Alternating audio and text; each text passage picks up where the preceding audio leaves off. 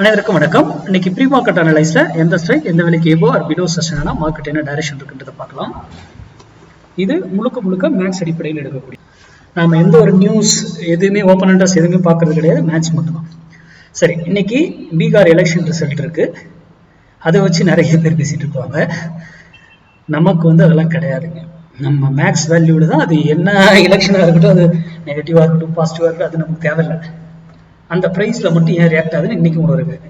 எல்லா பட்ஜெட்டு முதற்கொண்டு எல்லா நாட்களையும் நீங்கள் இத்தனை வருடங்களை பார்த்துட்டு தான் இருப்பீங்க. நம்ம கொடுக்குற வேல்யூ இன்னைக்கு ஒரு மார்க்கெட்டுக்கும் ஒரு இது கொடுக்குறேன், ஸ்ட்ரைக்குக்கும் ஒரு இது கொடுக்குறேன்.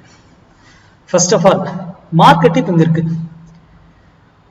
ஃபர்ஸ்ட்ல மார்க்கெட் இங்கிருந்து கீழே வந்தா 25,680 to 25,650 வந்தால் அந்த இடத்துக்கு நல்லா புரிஞ்சுக்கோங்க. எக்ஸ்பெக்ட் வந்ததுன்னா அங்க இருந்து ஒரு பையிங் ஆப்பர்ச்சுனிட்டி கிடைக்கிறதுக்கான வாய்ப்புகள் இருக்கு. அங்க வருமா என்னன்றது லைவ்ல தான் நீங்க பார்க்கணும், பெட்டரா இருக்கும். இங்க வந்துட்டு அது இங்க வந்து திரும்புதா ஆறு இங்கே முன்னாடி திரும்புதா அப்படிங்கிறது தெரியாது. அங்க கன்ஃபர்மேஷன் இல்லாம நீங்க ட்ரேடே பண்ணக்கூடாது. அங்க கன்ஃபர்மேஷன் கொடுக்கும் நமக்கு என்ட்ரி எடுக்க சொல்லி. அந்த கன்ஃபர்மேஷன் இல்லாம அங்க திரும்புறதா இருந்தா இங்க வந்தா மட்டும்தான் இப்ப இந்த இதை பார்க்கணும். அது மேல போயிடுச்சுன்னா அதெல்லாம் இக்னோர் பண்ணிட்டு விட்டுருங்க. கீழே வந்தா அந்த இடத்துல ஆப்பர்ச்சுனிட்டி பார்க்கணும், அவ்வளவுதான், சிம்பிள். ஓகேங்களா? இது நிஃப்டிக்கு. நம்ம எப்போ போல கொடுக்கறது ஸ்ட்ரைக்.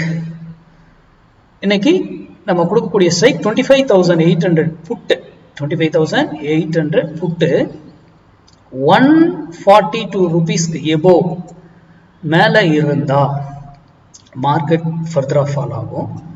அதற்கு கீழே இருந்தா மார்க்கெட் ஏறும். ஒரு பாயிண்ட்ஸ்.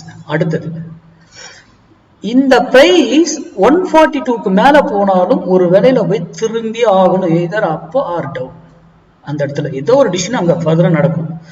அதே போல கீழே வந்தாலும் ஒரு வேலையில திரும்பணும், ஆர் அதே டைரக்ஷனும் போகலாம். அப்போ 142 இருக்கும்போது நீங்க உங்க டிசிஷன் எடுத்தீங்கன்னா பெட்டரா இருக்கும். சரி, 142க்கும் அது மேல எங்கேயோ சம்மந்தம் இல்லாம ட்ரேட் ஆச்சுன்னா இக்னோர் பண்ணிடுங்க. 142 வந்தா மட்டும் முடிவெடுங்க.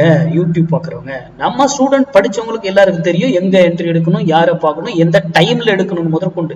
அது என்ன எலெக்ஷனா இருக்கட்டும், எந்த இதா இருக்கட்டும், அதை பற்றி நீங்க கவலையே பட தேவையில்ல, உங்களுக்கு தெரியும்.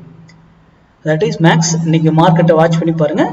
செகண்ட் இதுல அந்த நான் சொன்ன ஃபர்ஸ்ட் நிஃப்டில ஒரு இன்ட் கொடுத்துருக்கேன். அது அந்த ஆப்பர்ச்சுனிட்டி அங்க வரும்போது அங்க நம்ம கன்ஃபர்மேஷன் இருக்கணும், நம்மளுடைய மணி மேக்கிங் ஃபார்முலா ஃபார்ம் ஆகணும். ஓகேங்களா? அதை செக் பண்ணி பாருங்க. சரியா இருந்தா என்ட்ரி எடு. நன்றி, வணக்கம், வாழ்க வளமுடன்.